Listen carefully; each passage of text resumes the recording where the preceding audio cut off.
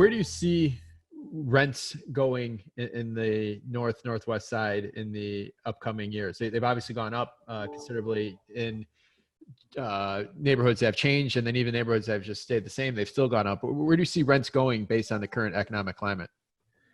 Very good question. I mean, because I get that almost on a daily basis. And I do too. I do too. I'm going to take it back actually. Because I think, you know, in the real estate world, history tends to repeat itself, right? You go in up cycles and down cycles. And from just looking back, like the other day, I was kind of thinking back to my whole career and just trying to think about, you know, what times were like in 2009. And I'm not saying we're in a 2009 right now, but you know, we had just had the big housing bubble burst. There were really tough times. There was significant softening in the rental market at that time. You know, there was a lot of distress out there. Young people were moving back home. People had job loss. So it's kind of a weird time. And I think back to those days. And I think what really coming out of 2009 into 10, 11, and let's say starting in 11, 12, and I know you guys can probably attest to this, we saw a rental boom that's literally lasted until now from them. I mean, from maybe an 8 or 9 year period where not every year over year do you have huge increases, but I think overall every year up until around now has had, you know, rent growth. We've been in a huge rental boom.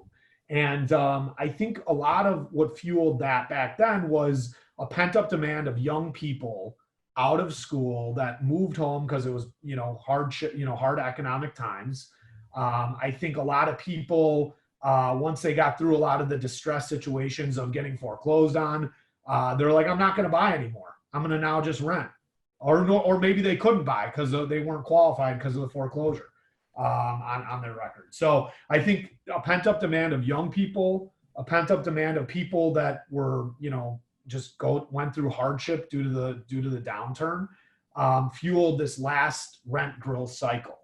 And I think now, fast forward to 2020, you know, we're in a pandemic, you know, a lot of job losses occurred. I don't know, you know, I'm sure we can all agree, we don't know if things are going to bounce back right away and get back on track once they figure this thing out. But I'm going to go ahead and say that we're going to probably have some difficulties ahead. And I think that in the near term, call it in the next year to 2 years, we might have some rent softening. And I'm already seeing it. Some of my clients, and I talk to a lot of my clients that manage several thousand units, and because I like to get their pulse, that's a big sample size, and most of which is on the north side. And one thing I was talking to a client last week is you start seeing, like downtown, they're starting to offer rent concessions. I don't know if you guys have noticed, but in the luxury market, not only they're slashing prices, but they're offering 2-3 months free rent. Yeah. And South Loop and Loop is tough right now to rent anything. Real tough. And you know, that doesn't necessarily have a direct effect on the mid-market, but it's all connected. Now those prices are maybe lower. Some of the people that were renting in the mid-market, you know, head down there because it's a great, you know, better deal. So I think we're going to have, you know, some rent softening in the coming year, you know, year to 2 years. We've been on such a good run. So even if we get a 10% decline in rents, I still think we're okay.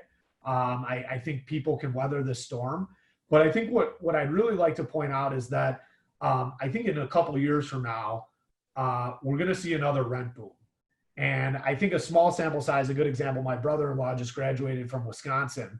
He said just out of 10 of his buddies, only all 10 had jobs coming into this summer. 8 of 10 lost their jobs. You know, so he said about 7 of those guys were planning on moving right into the city, Chicago, from Wisconsin. And which is also a good sign that people from other, you know, he said, you know, giving me an idea of a lot of these other states still flock to this city, which is good for guys like us, because I think there's still demand here for young people in bordering states and cities. The allure of Chicago is still there, so that's a quick side note, which I think is a good thing.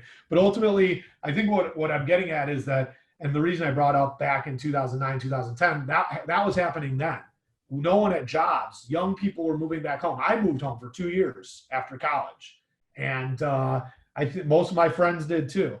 And once things started opening back up again, jobs were created again. What's the first thing you want to do as a young person? You want to get out of home and you want to move into the city. So I think that we're going to have a little bit of softening, but I do believe there will be a rent growth cycle again in the coming years, you know, sort of the mid to long term. So I think, you know, short answer, a little bit of rent softening in the near term. Long answer, I think multifamily is and rent growth is going to be back on track in the coming years. Cool. I love that. Love that detail. I appreciate you diving in there.